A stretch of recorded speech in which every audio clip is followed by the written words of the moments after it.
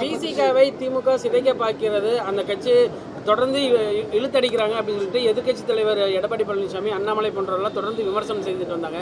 கூட்டணி குறித்தும் விமர்சனம் பண்ணிட்டு இருந்தாங்க. இதை எப்படி சொல்றீங்க?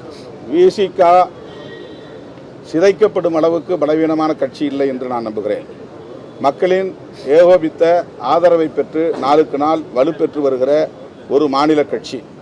அவ்வளவு இலகுவாக யாராலும் இந்த கட்சியை சிதைத்துவிட முடியாது. அதற்கு ஒருபோதும் விடுதலை சிறுத்தைகள் கட்சி இடம் கொடுக்காது.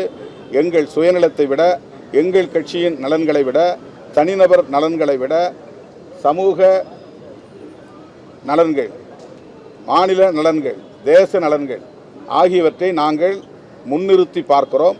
ஆகவே மற்றவர்களுக்கு எங்கள் நிலைப்பாடு பலவீனமாக இருக்கலாம், ஆனால் எங்களுக்கு தெரியும் எங்கள் பலம் என்ன, பலவீனம் என்ன என்று எல்லாவற்றையும் கணக்கில் கொண்டுதான் நாங்கள் இந்த முடிவை எடுத்திருக்கிறோம். எங்களோடு இருக்கிற எல்லோரும் மனநிறைவோடு இடங்களை பகிர்ந்து கொள்ள வேண்டும் என்கிற விட்டு கொடுக்கும் உளவியலோடு தான் இதை நாங்கள் அணுகியிருக்கிறோம். மற்றவர்களை பற்றி எங்களுக்கு கவலை இல்லை. எங்களுக்கு இவ்வளவு இடங்கள் வேண்டும் என்று நாங்கள் அடம்பிடிக்கவில்லை, பிடிவாதம் செய்யவில்லை. மற்றவர்களுக்கு என்ன தரப்போகிறீர்கள் என்றெல்லாம் நாங்கள் ஒப்பீடு செய்யவில்லை. மற்றவர்களுக்கு எத்தனை தொகுதிகளை தந்திருக்கிறீர்கள் என்று நாங்கள் ஒப்பிட்டு எந்த விவாதத்தையும் நடத்தவில்லை. ஆகவே திமுக இருக்கிற இடத்தில் விடுதலை சிறுத்தைகள் கட்சி இருந்து எல்லாவற்றையும் நாங்கள் சீர்தூக்கி பார்க்கிறோம்.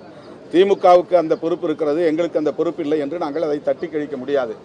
கூட்டணிக்கு திமுக தலைமை தாங்குகிறது என்றாலும் கூட அந்த இடத்திலிருந்து திமுக எப்படி எல்லாவற்றையும் அணுகுகிறதோ அதே போல விடுதலை சிறுத்தைகள் கட்சியும் அந்த இடத்திலிருந்து எல்லாவற்றையும் நாங்கள் சீர்தூக்கி பார்க்கிறோம்.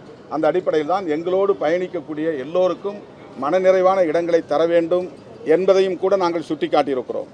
ஆகவே இந்த முடிவில் யாரும் எங்களை வீழ்த்துவதற்கோ பலவீனப்படுத்துவதற்கோ ஒருபோதும் இடமில்லை. அந்த அளவுக்கு இடம் கொடுக்கிற அளவுக்கு நாங்கள் பலவீனமாகவும் இல்லை. எங்க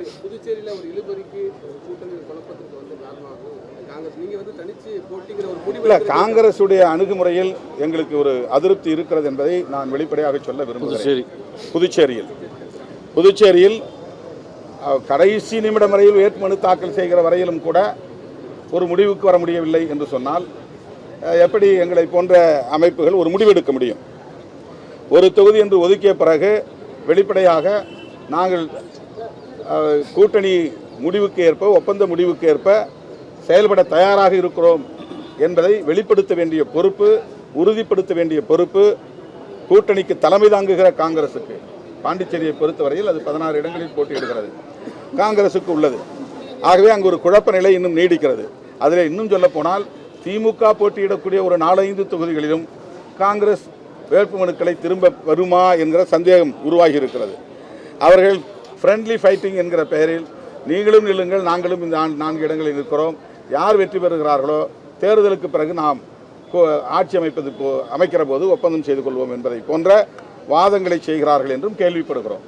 ஆகவேதான் எங்கள் தோழர்களுடைய உணர்வுகளுக்கு மதிப்பு கொடுத்து நாங்கள் தனித்து போட்டி என்று அறிவித்திருக்கிறோம். காங்கிரஸ் ஆட்சியிலே இல்லை, பல மாநிலங்களுடைய ஆட்சி இழந்திருக்காங்க. ஆனால் மறுபுறக்கூடிய பாஜக மாநிலம், பல்வேறு நாடுகள் மாநிலங்களாக ஆட்சி பண்ணுறாங்க, 15 வருஷமாக ஆட்சி இருக்காங்க. அந்த கட்சி கூட்டணிக்கு மதிப்பு கொடுத்து 10 தொகுதிகள் குறைச்சிக்கிறாங்க. ஆனால் காங்கிரஸ் அவங்களுடைய நிலையை அறியாமல் தொடர்ச்சியாக கூட்டணி கட்சியில் அழுத்தம் போட்டு தங்களை நிரூபிச்சுக்க முயற்சி பண்ணுறாங்கன்னு நினைக்கிறேன். இந்த கேள்விக்கு நீங்கள் காங்கிரஸ் தலைவரிடம் தான் விடையை எதிர்பார்க்க வேண்டும். இதை நாங்கள் கருத்து சொல்ல எதையும் விரும்பவில்லை. பாண்டிச்சேரி சொல்றீங்களா? இல்லை, பொதுவாக டெல்லியிலேருந்து தான் எல்லா முடிவும் எடுப்பாங்க. மாநிலங்களில் அது பாண்டிச்சேரியாக இருந்தாலும் தமிழ்நாடாக இருந்தாலும் இறுதி முடிவு எடுக்கிற நிலை தேசிய கட்சி என்கிற முறையில் காங்கிரஸ் டெல்லியிலிருந்து தான் கடைசி நிலைப்பாட்டை அறிவிப்பார்கள், முடிவை அறிவிப்பார்கள். காங்கிரஸ் தலையிடாமல் இருக்கிறது என்று சொல்ல முடியாது. காங்கிரஸ் தலையிடுகிறது. ஆனால் புதுச்சேரியில் இன்னும் ஒரு குழப்ப நிலை இருக்கிறது என்பதனால்தான் நாங்கள் இதை தெளிவுபடுத்த வேண்டிய தேவை இருக்கிறது.